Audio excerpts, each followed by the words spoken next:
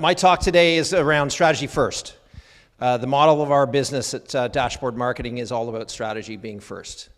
Throughout the day, you're going to hear a lot about kind of different ways to execute on that strategy, which is great. I think Ignite's done a great job of mapping out kind of a great lineup to kind of talk about, you know, the big picture piece and then all the way down into some of the very specific things that will help your business kind of grow in a variety of ways. So a bit about me. I am the co-founder of the company. I co-founded the business. I actually founded the business 18 years ago and then co-founded it in a new version about 11 years ago with my wife. So I, like you guys, business partners and life partners. It can have its ups and downs, as you guys can probably appreciate. As you can see on the right, I've worked with a variety of companies. You know, some of them are current clients now. Some of them I used to work with. This was an awesome job, selling beer on campus in downtown Toronto. Not a bad way to start my business career. Anybody remember the Red Dog campaign? The Red Dog brand? Okay, well, yeah, you're on the creative side. You'd love that. But it was an interesting launch of a brand that the product sucked, but the marketing was awesome. So it was, again, good learning for me in my business and understanding kind of the product element of launching a business and brand going forward. But we kind of cover off a variety of things. We're kind of a business planning, business strategy, marketing strategy advisory company. So we really get into a variety of things around business planning, brand management, strategic marketing, audience understanding, all of that. So I'm going to kind of cover that larger perspective going forward. We also act as a fractional CMO, which is a Chief Marketing Officer. So a lot of companies, we step in as that role. So we are actually part of the team. We're working within the company. We're helping with product development, HR, operations. You know, we're embedded in the company. The platinum, what I like to call platinum hair on my head, just reflects the 30 years of experience I've had in the market. Being around both on the marketing kind of agency side as well as within a company. So I did work for Molson, I did work for Nikon, so I was embedded in those businesses, so I had an interesting perspective from that angle. And Jamie and I were laughing about this on the drive up, is we're very vested, I'm very vested in the startup community in Atlantic Canada. This is kind of a bit of my volunteer time. It's where I want to give back, because when I started my own business, I had no idea what the hell I was doing. And the resources now were not around 18 years ago. So the environment you're in right now is very supportive. There's a whack load of stuff being offered, which is great, because 18 years ago it was a bit of, excuse the language, shit show, because I just didn't know where to go and who to talk to. So it's nice to be involved in things like Volta, CDL, Idea Hub, and a few other things, that, including Ignite. So why this topic?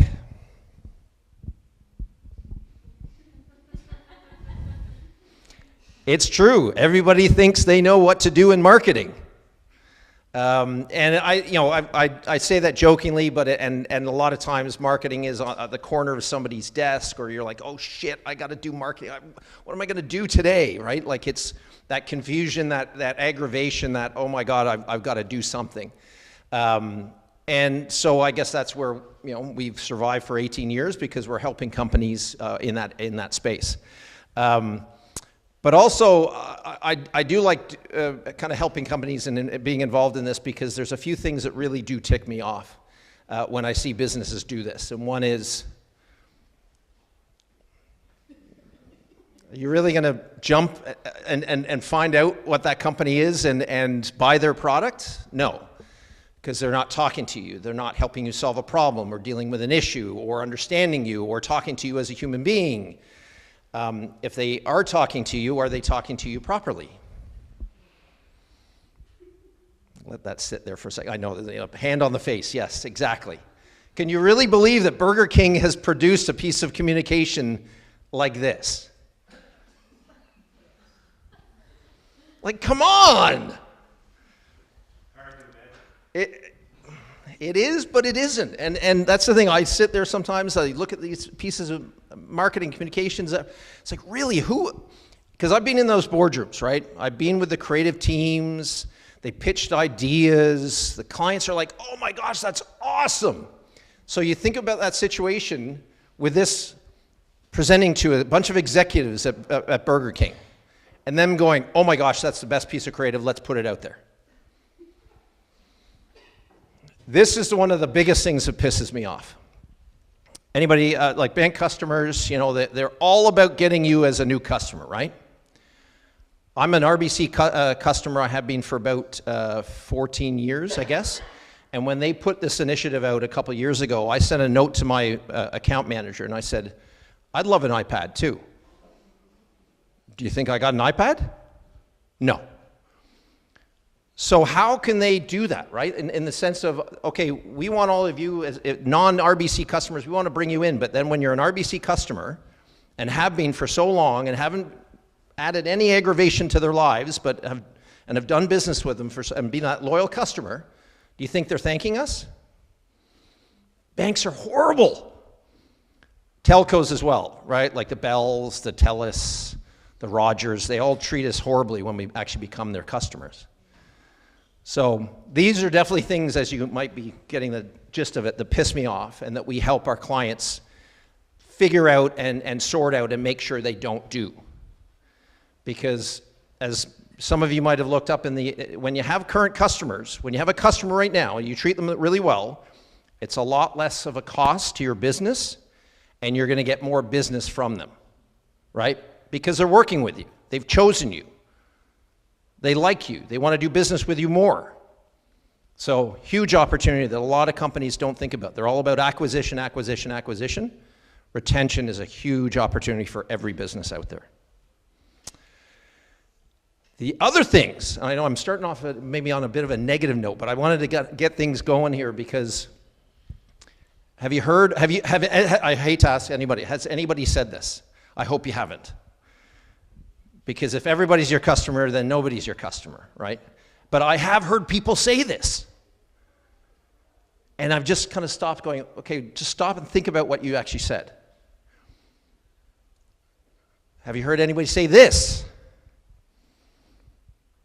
Come on. And I love this one. Nobody else out there like us. Oh, I have no competition. I have heard people say that to me, and that's when I say bullshit. That is absolute bullshit when you say that to me. So I'm going to just give you kind of some thoughts around going to the market in the sense of a strategy-first approach. Knowing the fund and the environments and also the stage of business you guys are in. You know, some are established, some are new, some are wearing multiple hats that are good, bad, and ugly and taking you different areas.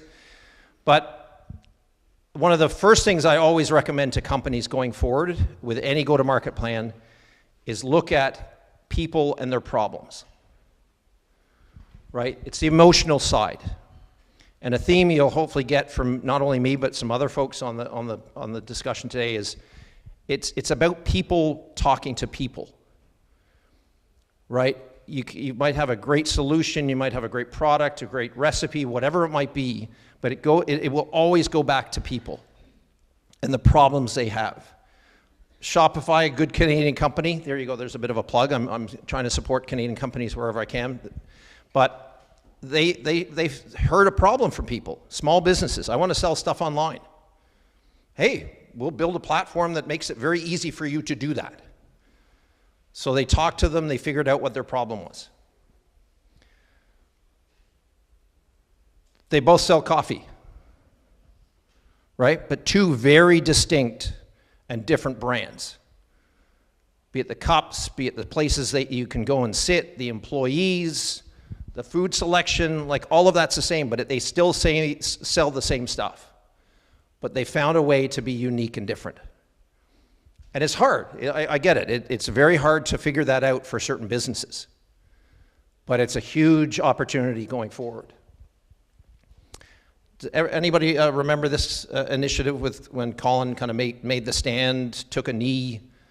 It was the Black Lives Matter. He was not standing for the anthem. Nike stood behind him.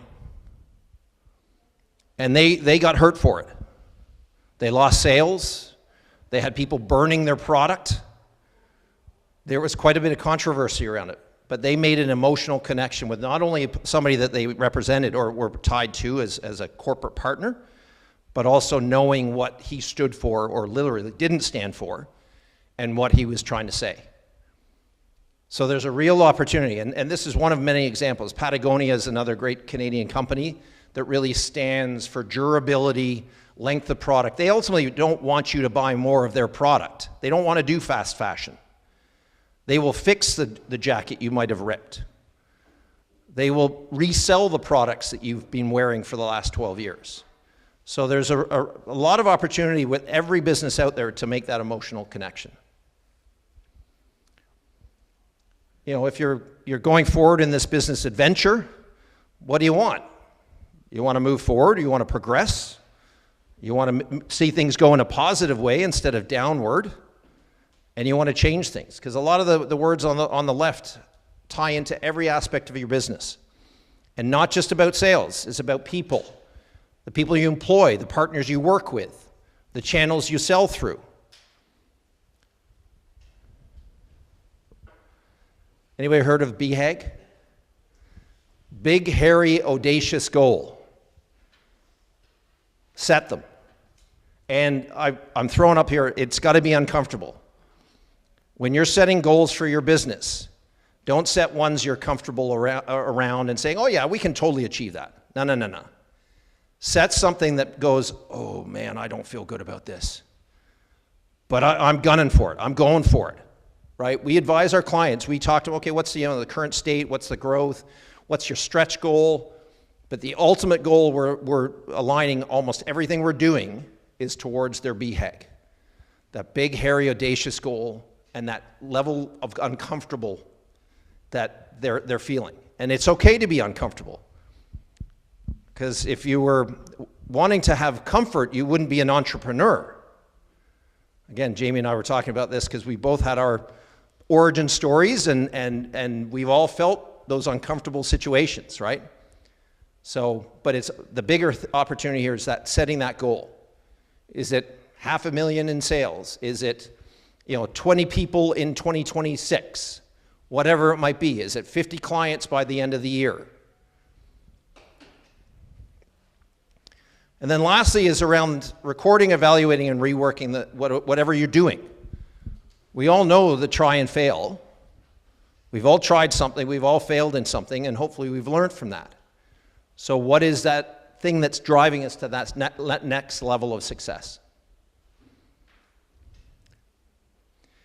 So those are just some thoughts in the sense of how we approach things with our clients and anybody we're talking to, and kind of the core elements of going forward with any plan. And again, thinking strategically first. It's not about jumping to content or social media or a tactical execution on something, because how are you going to base that? What's it based on? What's the goal you're trying to achieve? What's your brand? Who's your customer? What do you know about them? Those are all those pieces that tie into that strategy first approach. So over the next couple slides, I'm going to kind of outline some recommendations going forward. So hopefully you guys can take one or two of these nuggets going forward. You can say, yeah, that was, everything else Sean said was kind of bullshit, but you know what? This one thing, it just jumped out at me. How many of you in your current state of business are talking to your customers? Hands up. Are you talking to them on a regular basis? Quarterly, monthly, weekly? Some of you are. Do it. It's not just a one and done. Because like you see in the photo, no two customers are the same. And it's amazing the insight you get from your customers. For those that are doing it right now, you probably heard some things from them that you're like, wow, I had no idea. I didn't realize this product or service I provide you does that. We do customer discovery all the time. We might do one-on-ones, we might do focus groups, we do online surveys. There's always something that comes out. And the big thing here is listening. Not just talking to them and going through the routine of doing it. Truly listen to what they're saying. Here you go, Jamie. Here's the gift. I was very proud to throw that in there because, as you'll see, Jamie loves these. But the biggest thing here is just you can't forget that it's still people connecting with people. And I don't know if you guys remember this from after COVID. The two kids, they hadn't seen each other in a couple, in a year or whatever. It was all over the internet. But it's just a great reflection, right? It's people connecting with people. We're all here talking, engaging, sharing. And it doesn't matter what business you're in, the most hardcore business-to-business environment still is about a person connecting with another person and having some sort of emotional connection. I do a lot of work with companies in the B2B kind of environment, and it's always a bit surprising when I say that to them. And they're like, well, I'm just selling to procurement, or I'm selling to the operations manager. Okay, well, they are people in those roles, right? They're making a human choice. Number two is really mapping out, now that you've talked to them, you've gained that knowledge around them, is mapping out who they are. Is it a more formal ICP, the ideal customer profile? Are you going to that more personal perspective with a persona or an archetype? With building operations Owen, building owner Betty. Are you getting personal? Whatever it might be, you got to go personal. You got to really map that out, because everything else from this point, if you haven't figured out who your customers are, what their needs are, their goals, their motivations, their values, a lot of the efforts you're going to put in place are not going to be as effective as they could be. Because, you hear a lot about marketing funnels, you hear about the journey, buyer journey, things like that. It is not at all linear, right? Customer starts over here as a new customer. They've figured you out. They're doing the research. They become a customer. They become a loyal customer. They're an advocate. Then if, like RBC, they put something out and they piss me off and I stop being a customer, okay, well, maybe they can bring me back. So the whole journey that these customers go through is not the same. It's not a straight line. It's a continual loop. It's back and forth. It's up and down. So really mapping that out through the conversation and then the insights you garner is going to help the business big time. Because you can also, as the day goes, you can also put the right information, right content, right channels. It happens at the right time through this process. How many of you that are in the business environment, how many have you done kind of a competitive analysis? Awesome. Because if you don't know who's who in the zoo, you don't know how to figure out what's unique. What's your competitive advantage? What they're doing that you're thinking, that's not that great, I'm going to stay over here. Right? It's really important, and I threw the little plug here. There's always competition. I worked for I did some work with a company over in Newfoundland that has an underwater camera system, very durable, goes deep. Their competition was researchers duct taping cameras together and throwing them in the water. Like, that was competition to them, right? They were spending money on building their own systems. So doing that discovery around who is the competitive environment that I'm dealing with adds more context and information around that business environment. Because back to the earlier thing about Tim Hortons and Starbucks, what makes them different? They sell coffee. They got retail stores. They have food. But what makes them different? What's their competitive advantage?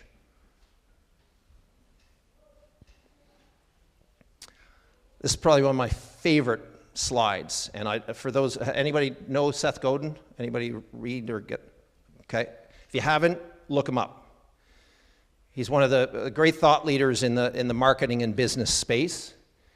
And this quote, my company lives and breathes by, in the sense that people don't buy goods and service.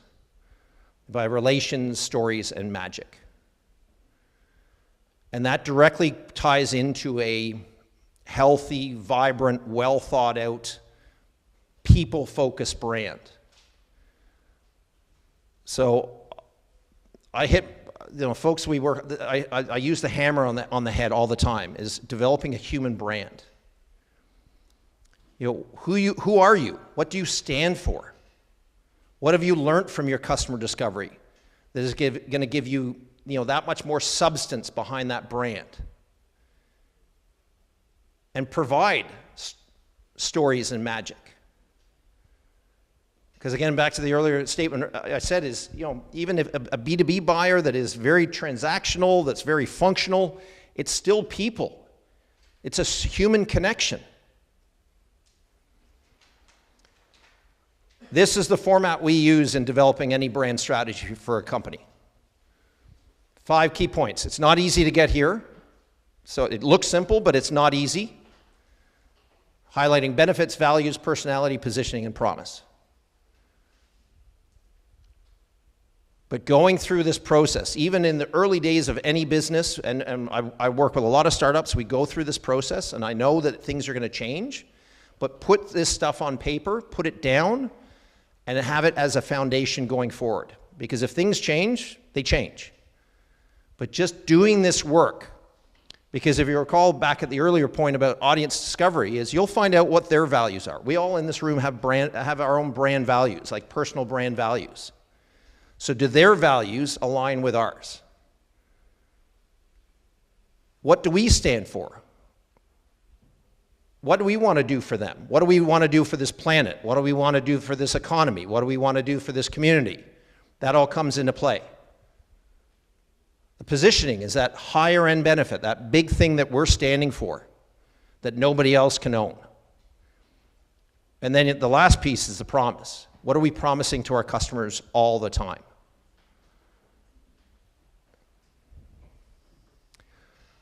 This feeds into another kind of format that we use at Dashboard for developing a marketing strategy.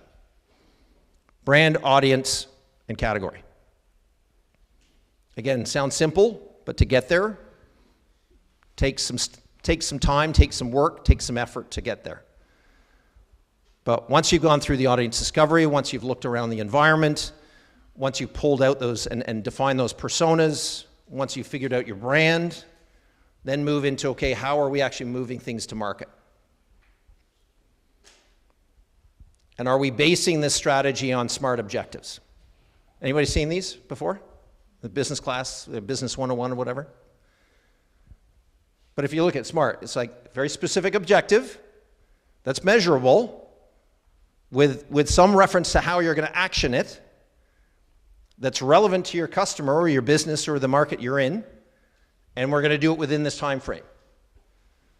So back to the earlier thing around BHAG, when I work with clients about defining their BHAG, okay, if you're trying to go 15 million in the next year, okay, pretty time specific, you got a number, and now we're figuring out how do we deliver on all that.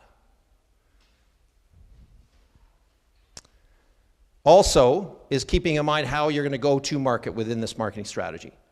Some of you might have seen this multi-channel versus omni-channel.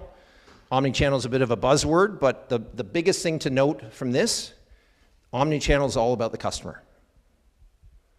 So again, back to one of my first slides, whatever you do is about them, about who they are, what their problem is, what they want to hear from. Do you think Burger King was figuring this out? Were they approaching things this way? Not so much. This I'm going to leave a lot to the other folks talking about it, but as you're moving, you're crafting this marketing strategy, you're now pushing into the market to try and drive sales or whatever it might be. You're trying to reach that BHAG is what do you want? The website on the left or the website on the right? The opportunity here is now that digital footprint because everything we do is digital. Yes, there's still a part to play for some traditional channels, and again, it's back to the customer and where you're going to reach them. But websites are a business tool. They drive business. They give you analytics to understand customer behavior. So I hope you've all got sites out there. They are not something to kind of just throw up there and leave. They give you business intelligence. So if you're looking to update them, keep them strong, keep them fresh, some guidelines here because as I think we can all appreciate, we've landed on websites that are too slow, close the browser.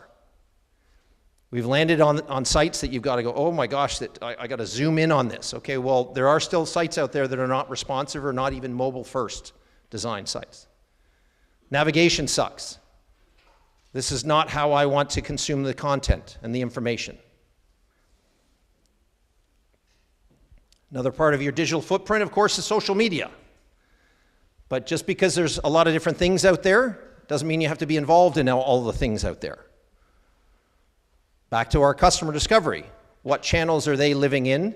How do we engage with them effectively through certain environments? And this is a bit of an old piece of data, but back in 2023, what was driving the most revenue for a B2B segment in the States? Social media, both organic and paid. And content. I know that's going to be a conversation today as well. So as you go forward with your digital footprint, whatever that might be, what are the effective content pieces to put out there? Another bit of research from SEMrush. What kind of content? Is it video, case studies, demos, whatever, whatever, whatever. It's all so tied together. But these pieces are farther in my presentation because the hope is going forward and coming out of today is you're going to look at things from people, the environment you're in, brand, and then take you into a go-to-market approach that includes some of these pieces. Because another key piece with this is tracking, analyzing, and adjusting. Great quote here is, do you really want to be driving with your eyes closed? No. So if you're not evaluating and tracking what you're doing, back to the previous slides, okay, are you looking at your website? Is it doing what you want? The blogs you're posting, are they getting read? Are they driving business? The radio advertising that's out there and the remotes that are showing up at your venue to talk about what's going on, are they driving business? There's ways to evaluate all of the activity you're putting into market. And these are just very specific around B2B KPIs, just recognizing the stages you go through, awareness, considerations. There's some great numbers to be looking at. And some key performance indicators that say, okay, let's say I want to see 100 of this, and we only achieve 80, at least you're tracking that information. And you know what's working and what isn't. So it's just more about tracking and evaluating and reworking things as you go forward. Last reco. Plan beyond the purchase. I mentioned this earlier, that a lot of businesses forget that you have customers. They may only be 2 or 3 customers, but as you get more and more customers, what is your strategy to engage them, to retain them, to do more business with them? We have a client right now that their sector is not growing. They're not, acquisition is coming, we're getting some new customers, but the primary focus of our marketing strategy is retention. And we're treating them like gold. We're saying thank you. We're offering gifts. We're having neat promotions with customers. There's so many ways to treat this and have fun with it, because it's so much more cost effective to get more business from those we do business with than try to get new business. And as you can see, this is just a great reference on, as you increase in the number of sales you're getting on a weekly, monthly basis, you need to be engaging those current customers more and more. Has anybody ever heard about customer success? A couple people? So it's a great thing to look at and spend time with, and I know we're going to be sharing our slides. So I highly recommend those companies that are thinking about customer retention is to look at the left versus the right. Because the model on the left is very proactive. It's evaluating the health of your customer. It's thanking them. It's carrying through their whole life cycle with you and beyond. Where over on the right, we've all dealt with the folks in customer support, right? It's fighting fires, you're pissed off, you're canceling your account, it's an aggravating situation to be in. This is very proactive and very positive. It's preventing the sign-outs and closures of accounts well before you're even thinking that way. So this is a model to put in place as soon as you can, because down at the bottom, it's a growth driver. It's not a cost center. So having that thought as part of your marketing strategy, But okay, I'm acquiring all these great customers, but what am I going to be doing once I get them as customers? So that should be a key part of any marketing strategy going forward. I'm not even sure where the timing was, but I'm wrapping up, so I'm hoping for some good questions. But my final word here, and it's very consistent over the years, is never stop doing this. It's not a seasonal thing. It's not, oh, I'm going to do it for 2 months and jump out. Everything I've talked about, and I know it's a lot, has to be continually looked at. Every month, every quarter, every year. Because if you stop doing this, people won't know about you. You won't understand your customers because things have changed. You won't understand the marketplace because trends and shifts have happened in the market. Because which way what do you prefer, left or right? Clarity and focus on the left, confusion on the right. So a lot of what I've talked about will get you in that pathway, straight pathway, not confused on the left. So thank you. Thanks for the time. Appreciate you guys sitting through this. Questions? Disagreements? Yeah, Sean. Oh, sorry. I need a mic.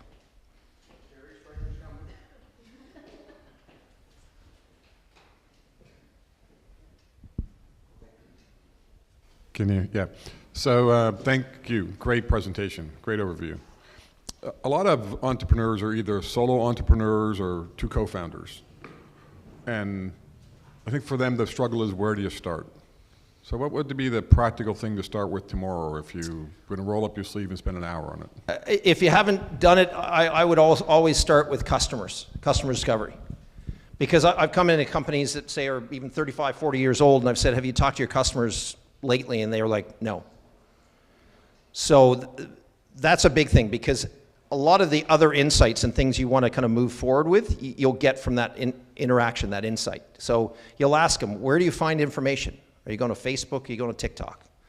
You know, what do you want from me? What do you feel our brand stands for? Well, it stands for this and this and this.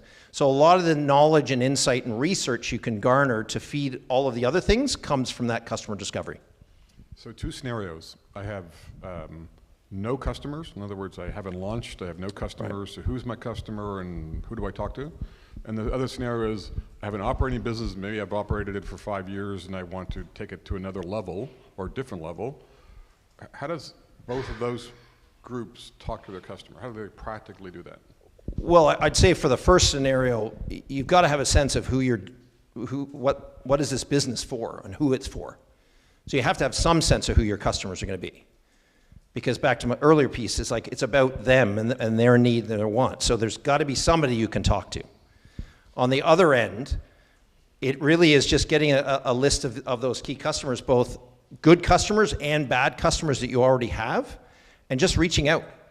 And sometimes we find it interesting because we're a third party having those conversations with customers. Some of these companies' customers will be a lot more open with us than if it's the company calling them. So it does help to have somebody that isn't part of the company asking the questions, but if they have customers, they've been around for 40 years, you have a list of people to talk to. Now, I'd say that you'd want to talk to people that are both very big customers and advocates of yours, but also ones that may be on the fence and may be wanting to leave soon. Because to get that insight and knowledge from both sides is very helpful for the business. And even talking to those that are no longer customers, if you still have contact information for them, talk to them and say, you know, what could we have done better? What could we have improved?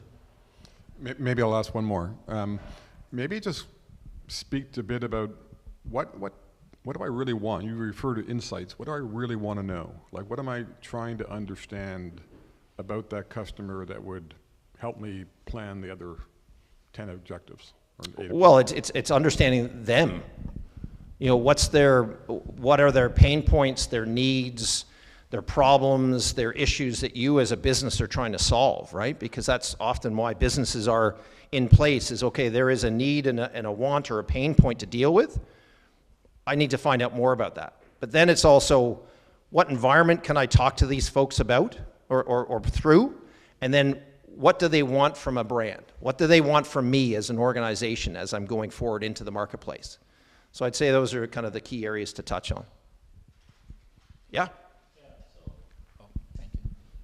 Thank you very much. Very amazing presentation there. One of the things that I really wanted to ask is in regards to when you're pivoting. So you've been working on, something for a while. You've spoken to customers, had a different set of customers, and now you're changing that, going after your partners who actually helped you in those customers as now your new customers. When you're looking at it from a marketing lens, how do you keep that relationship structure together, even while you're pursuing, I would say, a different channel or a different revenue channel? Well, I guess you don't want to force fit things. If you're pivoting, you're pivoting. You're making a significant change for whatever reason. But don't force fit, what you've done into something new. You have to go back to earlier. Okay, if you're pivoting based on new group of customers or a new problem to solve, you've got to pivot everything else you're doing. And that's why, brand management, for instance, is an interesting environment right now, because I worked, as you might have seen at the start, I worked with Kraft, and they were hardcore brand management. Them, Procter & Gamble, like, you establish a brand, you don't change it. You don't adjust it. It's our brand. That's not the way brand management is anymore. So if you're pivoting as a business, you're also pivoting as a brand. So you have to evaluate, okay, who's it for? What problems am I dealing with? What insights can I get from them? How am I now positioning ourselves as a new brand in the market? And is that indeed the right approach? So sometimes it's, okay, you know what? This was that situation. We've got to start fresh. Sometimes you can pivot and adjust and move. So it really depends on the situation. But again, I'd say back to the customer discovery. So talk to those new group of customers to really understand the environment you're in, the brand expectations they have, where you can engage them, and then that'll kind of drive some of what may go forward. So, thank you very much. Does that answer your question, though? Yeah. We got a question over here. Thank you. Great presentation. Had a couple aha moments in there. Good. Okay. That's always nice to hear. How do you proactively monitor client health without coming across as salesy? Because a lot of what we do is we connect with clients, basically become friends with them, and we actually have quite a few of them on Facebook. I like to reach out and see how they're doing, but I don't want it to come across as, hey, how are you doing? By the way, sign up for another set of videos. Yeah, and again, it goes back to the omni-channel approach, right? That's not only an approach to take for acquiring customers, but it's also an approach to take for your current customers, right? So they might be receiving, and again, this is getting more of the tactile side, but they might be receiving communication from you in 3 or 4 different ways. Email, social, whatever. And I think it just depends on kind of where you are and what the role is of that touch point. So if you have account managers, okay, well, they have a certain role to take and implement and manage that relationship, but you as the founder, you've got a different dynamic. There's clients of ours that I'm reaching out to my clients just to say, hey, I'm not selling, I'm not this. It's just more that personal outreach, but I'm also speaking to them in other ways, in other mediums. So it's just more having a bit of thought in okay, what does each one of these touch points, what's the strategy behind it? What am I trying to do? What's the value I'm offering, and why am I trying to, what's the goal I'm trying to achieve in each one of these pieces of engagement? Does that answer the question? Okay. Thank you very much, Sean. Okay. Really appreciate it. A round of applause, please, for Sean for sharing. Are you sticking around for a bit? Oh, yeah. Yeah?